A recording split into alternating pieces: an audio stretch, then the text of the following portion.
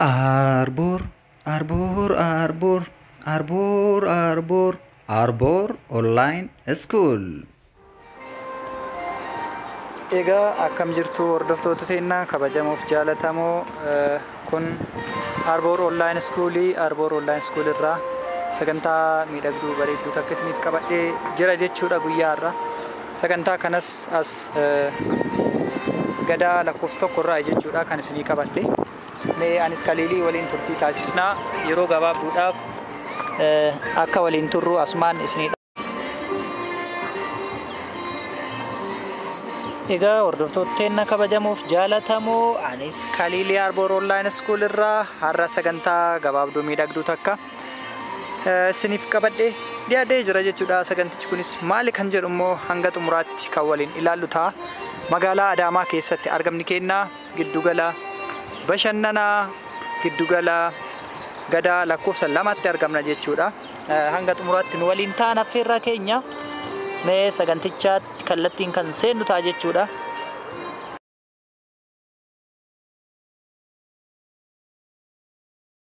Anillee Kaliil har'aas iddoo bashannanaa kanatti yookiin immoo gadaa lakkoofsa lamaa kanatti dhufuudhaan waan gabaabduu takka isiniif qabadhee dhiyaadhee jira jechuudha. Innillee maali magaalaa keessatti laffiin akkanaa ol ka'oo daangaa magaalaa irraa jiran laffiinuma kamiyyuu haa ta'anii bifa kanaan osoo miidhagsineetiin hojii garagaraatiif tajaajila garagaraatiif oolchine hedduu nama hawwatu hedduus nama gammachiisu jechuudha. Egaa namoonni hedduun mallaqa qaban malee yaada bareedaa mallaqa isaan ittiin hojjetanii ittiin waa jijjiiran hin qaban jechuudha. Kanaaf gadaa haala kanaan erga ilaallee booda gadaa keessatti immoo maaltu jira? Gadaa keessatti maal argannaa? Iddoon kun bashannana qofaaf immoo tajaajila biraatti illee nu tajaajila kan jedhu waliin ilaalla jechuudha. Haara galfii sammuu ilma namaatiif akkasumas immoo yeroo dadhabdeetiin aariinsitti dhagahamu yeroo yaadni tokko sitti ulfaatu iddoowwan akkanaa kana dhufuudhaan bashannanuu dandeetta jechuudha. Bashannanuu qofaa miti gammachuudhaan akka barbaaddetti iddoo kanatti yeroo kee dabarsuu dandeessa. Haara galfii sammuuti. Kana qofaa miti galma abbaa gadaa baha gara Finfinneetitti illee paarkiin bulchiinsa magaalaatiin akkasumas to'annaa mootummaa naannoo Oromiyaatiin kan hoogganamu paarkiin dalagame sunillee haara galfii kana caalu jechuudha. Kuni dhuunfatti namni tokko yoo akka kana godhuu danda'e abbootiin qabeenyaa keenya hedduutu jiran. Maaliif wanta akkanaa irratti xiyyeeffachuu dhabaniin asumaan gaafii kooti jechuudha. Isaan deebii akka nu deebisan abdiif hawwii kooti. Warroonni viidiyoo kana hordofaa jirtan bakkuma jirtanitti viidiyoo kana waliif daddabarsaa. Yaada akkanaa ijaarsaa kanallee immoo bakka jirtanitti yaada gaarii gaarii maddisiisnee hojii gaarii gaarii haa dalagnu. Dhaamsa hawwii kooti jechuudha. Gadaan lakkoofsi lama akkanatti bareedaa akkatti miidhagaa.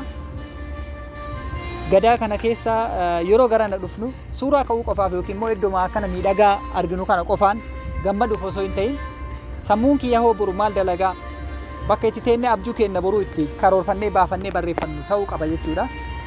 Bakka itti teennee gammannee abjuu keenya boruu kaawwannu ta'uu danda'uu qaba jechuudha. Yoo kana isiniin jedhu gadaa qofa iddoon wanta akkanaatti dalagamu jechuudhaaf osoo hin ta'in lafti akkanaa kun hunduu yeroo kamiyyuu kan itti dalaguu dandeenyu jechuudha.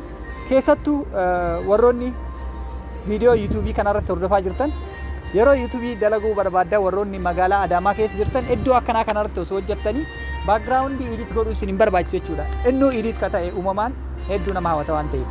Isin jaalladha isin kabaja anis Kaliil ture. Sagantaa miidhagduu sagantaalee babbareedduu hedduu isiniif qabadhee yeroo baay'ee dhiyaadha. Har'a immoo iddoo kanatti wanni dhiyaadheef illee akka isin waliin gammannuuf galatoomaa horaa bulaa isin jaalladha.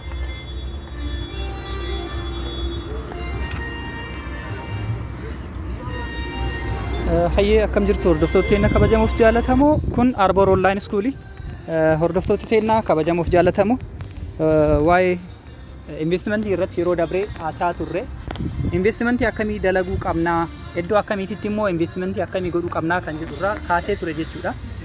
Guyyaa har'aatti illee akkasuma haala miidhagina iddoowwan garagaraa qofa osoo hin ta'in mallaqa qabnu wantoota akkamii irratti magaalaa keenyas haa ta'u magaalaadhaan alatti keessattuu yeroo hedduu hoteelonnis kan ijaaraman city down yookiin immoo garaacha magaalaatii fi taawon daawon kan jedhaman baay'inaan hoteelli arginu jechuudha. Garuu wanti hangaafii qabu yeroo baay'ee jechuudha. Riizoortii yoo jennu riizoortiin maal of keessatti qaba? Hoteelli riizoortii jedhamu tokko maal of keessatti qaba?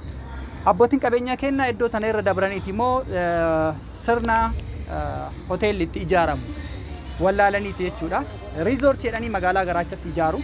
Riizoortii jedhaniitiin magaalaa daangaa irratti ijaaru jechuudha. Ulaagaan riizoortiin guutuu qabu maal akka ta'e immoo beekuun dirqama taate jechuudha. Fakkeenya iddoon kun amma riizoortiidhaaf iddoo haalaan mijataadha. Riizoortiidhaaf yoo mijataa ta'e garuu maal godhuu qabna? Iddoo bishaan itti daakamu qabaachuu qaba. Gandaa bishaanii yookiin immoo saafaa bishaanii kan nam-tolchee qabaachuu qaba jechuudha.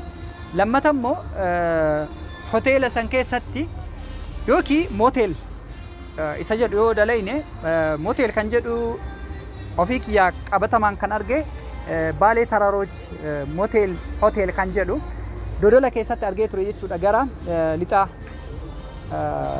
Arsiitti yeroo deemetti. Kanaaf hoteelota akkasiisan ijaaruu qabna. Magaalaan Adaamaa giddugala kanaaf baay'ee magaalaa mijatuudha. Tokkoffaa iddoowwan kamirraayuu taanee haala salphaa taheen hoteela kan itti ijaaruu dandeenyu fi haala salphaa taheen wantootan barbaannu kan irratti ijaaruu dandeenyu magaalaa mijatuudha waan taateef jechuudha. Kanaaf mallaqa isin haa kennu, qalbii cinatti immoo isin haa kennu. Abbootii qabeenyaa kenna immoo nurraa haa bulchu jenna. Abbootii qabeenyaa hedduu qabna. Atis kan viidiyoo kana daawwachaa jirtu hundi keessanuu qabeenya ni qabna. Qabeenya qabnu sana akkamitti tajaajilamnaadha gaafiin kiyya jechuudha. Kanaaf gosootan hoteelaa jiran keessa hoteelotaan riizoortii jedhaman yookiin immoo hoteela riizoortii ta'ee haala kamiin riizoortii san akkamitti akka tajaajilamuu dandeenyuu fi iddoo kamirratti riizoortii tajaajilamuu akka dandeenyu waliin ilaaluun immoo dirqama ta'a waan ta'eef jechuudha. Kanaaf nuti beekumsa qabnurraa sheer isinii godhu isin immoo mallaqa qabdanirraa sheer gootanii invest godhuudhaan dalaguu akka dandeettan hunduma keessaniifuu ifa gala jechuudha. Anis Arboor Online School irratti barsiisuu bashannansiisuu akkasumas odeeffannoo haaraa kennu cinatti investimantiiwwan online hedduu ni dubbadha. Har'a immoo investimantiiwwan online irratti dubbadhu san gara investimantii qabatamaa yookiin immoo qaaman gadi bu'eetiin isinitti agarsiisee isin daawwachiisa. Investimantiiwwan akkasiisan akka dalaynuuf jechuudha. Viidiyoo kana qabadhee kan isinii dhiyaadheef. Yaa ta'uti har'a barataadha. Har'a immoo ilma guddatu boru eessa akka geettu Rabbi qofa beeka jechuudha. Kanarra sadarkaa kanarratti kaayyoo akkanaa abjuu akkanaa hin kaawwatin boru immoo kaayyoo akkanaa abjuu akkanaa kaawwachuu hin dandeettu waan taateef jechuudha. Kanaaf har'arra teennee ani boru gaafa sadarkaa akkanaa gahee gaafa mallaqa hanga kanaa argadhe hojii akkamii hojjedhaa? Hojii kamtu hawaasa kiyya biratti fudhatama qaba? Hojiin ani hojjedhu kun tajaajila galii kiyyaa qofaaf immoo tajaajila hawaasa kiyyaatiifis ni tajaajila kan jedhu keessatti ilaaluu qabna jechuudha. Isin jaaladha isin kabaja. Viidiyoo kana akka dhageettanii yoo isinii tole sheer taasisaa namoota hedduuf daddabarsaa.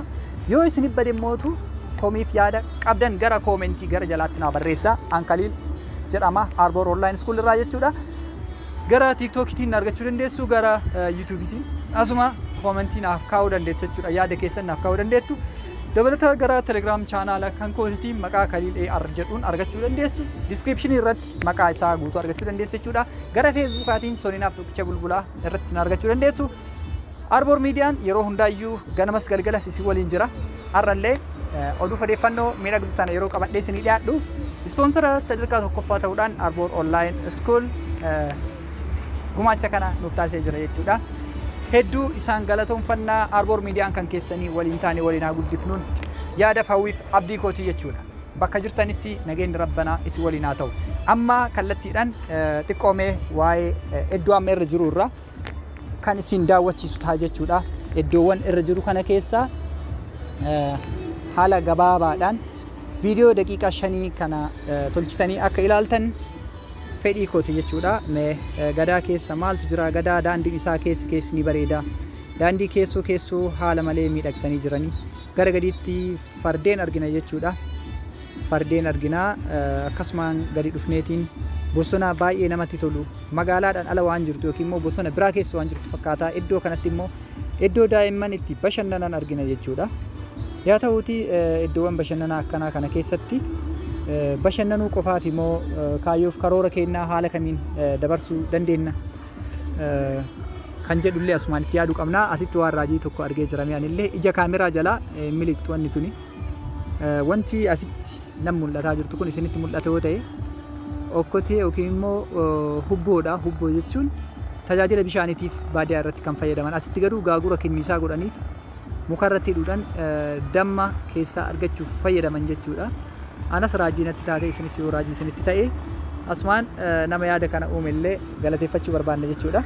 Haa ta'uti gadaa kana keessa maal maaltu jira? Gadaa kana keessatti maal maal arganna? As keessatti immoo bal'inaan maal maaltu jira kan jedhullee haala kanaan miidhagsanii haala kanaan nama hawwata jechuudha. Haa ta'u as gubbaa taanee magaalaa yeroo ilaallu hanga fageenya magaalaa keessatti yookiin immoo iddoowwan ciree itti godhannu as keessa illee ni jira. Hanga fageenya asirraa gadi yeroo daawwannutti magaalaan namatti mijattu magaalaa Adaamaa naannoo gara yuunivarsiitii dabalatee hunda isaa haala salphaan ilaaluu dandeenya jechuudha. Horaa bulaa hordoftoota teenya kabajamuuf jaallatamoo Arboor Online School irraa gadaa lakkoofsa lamatti argamuudhaan waa'ee hoteelota akkasumas waa'ee hojiilee online investmentiiwwan biizinasa offline aatis waliigala isiniif tuttuquu yaalee jira jechuudha. Gadaa keessa bashannanni iddoo daa'imman teenya itti bashannansiisnu hara itti galfannuu fi hara itti galfachiisnus jira waan ta'eef koottaa waliin bashannannu isiniin jedha. Gadaa lakkoofsa lama asumaan galateeffachuu barbaada. Egaa asirratti immoo bashannanuu cinatti mee barnoota gabaabduu takka isiniif kennaa. Daa'ima achi keessatti argaa jirtan tuni karaa sirrii hin taaneen yaalii taasisaa jirti jechuudha. Gubbaadhaan ol kortee gubbaan keessa seentee silaa kan achiin gadi shololaachisee yookiin immoo loosee baasu gubbaa gadi yaalaa jirti.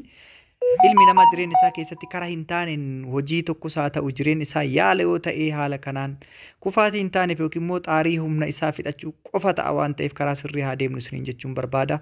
Horaa bulaa deebanaa isin jaaladha. Arboor Arboor Arboor Arboor Arboor Arboor Online School.